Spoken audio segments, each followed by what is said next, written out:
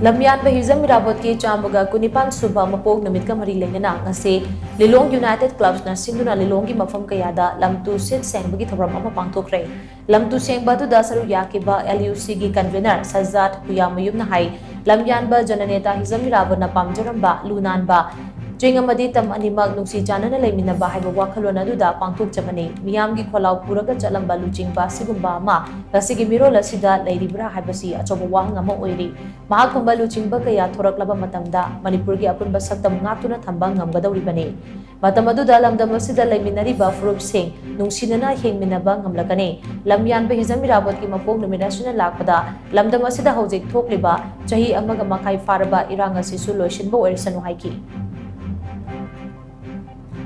Asigumba koigi social service ki amasiga asikak natana koigi Lilong United Club ki makai degi anti social oiba aduga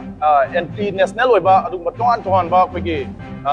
miyam na yadaba koigi miyam ki enemy oiba koigi activity sing dasu mada koina bangam nangai gi tongan ba rom thosel ke amse koi paikhat kani loinana koigi education ki sector da adugi health ki sport ki toan ba koigi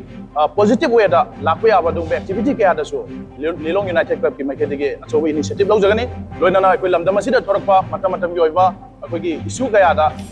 koigi positive way da Lilong United Club na lau ya ba thauda khudi ma koi lau jagani ai wapam se ai yam da amjari